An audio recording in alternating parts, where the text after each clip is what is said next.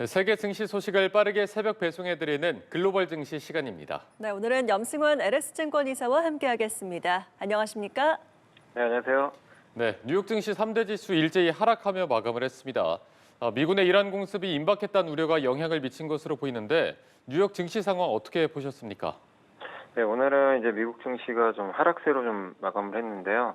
하락한 건 이제 두 가지 좀 악재가 좀 있었다고 보시면 되겠습니다. 이제 블루아울 캐피털이라고 하는데 이거 이제 사모 이 대출을 해주는 그런 이제 회사인데 여기가 자산을 매각한 다음에 이제 투자자들한테 사실은 이제 환매 요청이 들어오면 이렇게 이제 돈을 좀 돌려주는 그런 식으로 운영이 되고 있는데 이 환매를 영구히 좀 중단하겠다. 이러면 아무래도 투자자들이 자산이 묶여버리겠죠.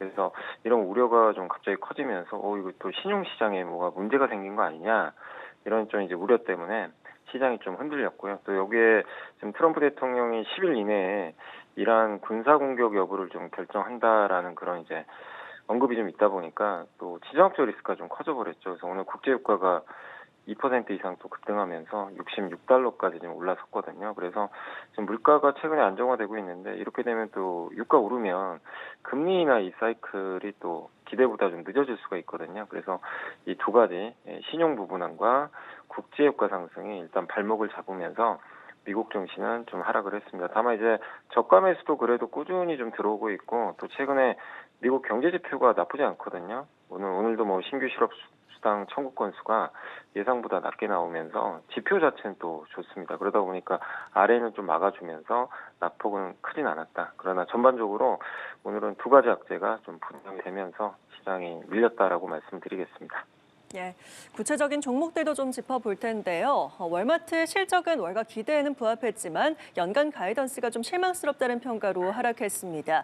이외 기술주들도 역시 큰 힘을 쓰지 못했는데요. 엔비디아, 애플, 알파벳까지 일제히 약세를 좀 나타내는 모습이었습니다. 오늘 주목할 만한 종목도 좀 소개를 해주시죠. 네, 오늘 이제 말씀하신 대로 지금 월마트가 좀 빠졌는데 이제 전반적으로 이제 다음 연도에 대한 이제 좀 실적에 대한 부담이 좀 작용을 했고요. 뭐 관세라든가 지정학적 리스크 뭐 이런 것들이 일단 역풍이 좀 될 수 있다라는 좀 우려가 좀 나왔던 것 같습니다.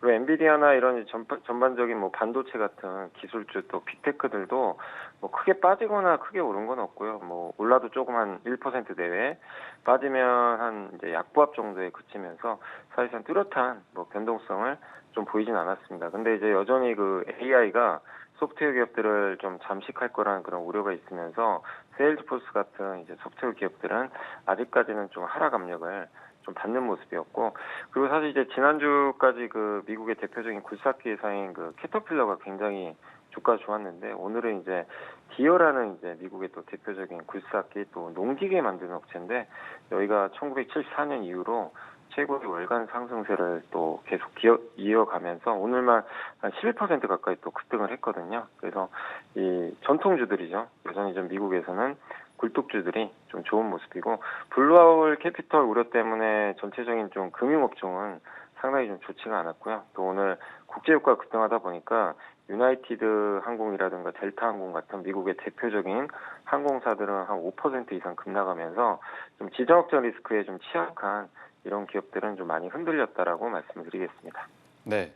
자, 앞서 증시 하락의 요인 중 하나로 꼽아주신 블루아울 캐피털의 환매 영구 중단 소식 때문에 신용시장에 문제가 생긴 거 아니냐 혹은 금융위기의 전조가 아니냐 이런 분석도 나오고 있는데 현 상황에서 어떻게 좀 대처하는 게 좋을까요?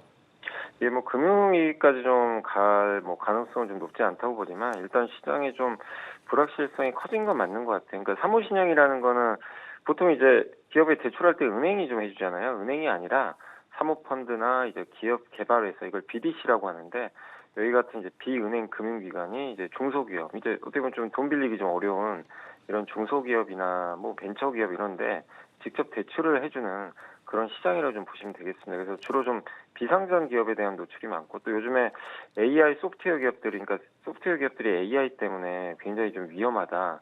그러면서 이제 관련주들이 많이 폭락을 했잖아요. 근데 이제 그런 쪽에 이제 대출도 좀 많이 있었던 것 같더라고요. 근데 이제 여기 대표 회사인 블루아울 펀드가 여기 캐피털이 갑자기 이제 환매를 중단하겠다. 개인 투자들한테 분기별로 일정 수준의 환매를 약속한 이제 펀드인데 이거 환매 요청이 들어오면 이제 돈을 돌려줘야 되는데 그걸 안 하겠다는 거죠. 그래서 자산을 매각하는데 성공할 경우에만 돈을 돌려주겠다. 이런 이제 발표를 한 거죠. 그러니까 기존에 이렇게 되면 투자자 입장에서 굉장히 부담스럽거든요. 그러면 기존에 갖고 있던 우량 자산도 팔아버릴 수도 있다는 거죠. 왜냐하면 이제 현금이 필요한 분들은. 그래서 이게 연쇄적으로 신용이 좀 어떤 금융시장에 불확실성을 야기하는 거 아니냐.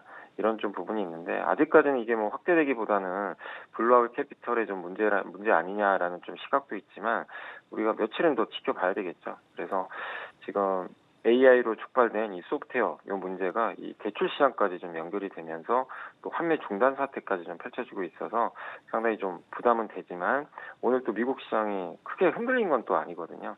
그래서 블루아울 캐피털만의 문제로 좀 끝날지는 우리가 좀 더 한 일주일에서 한 2주일 정도 시간을 갖고 조금은 더 지켜봐야 되겠습니다. 네, 지금까지 밤사이 뉴욕 증시와 이슈들 염승환 LH증권 이사와 함께 짚어봤습니다. 오늘 말씀 고맙습니다. 고맙습니다. 네, 감사합니다.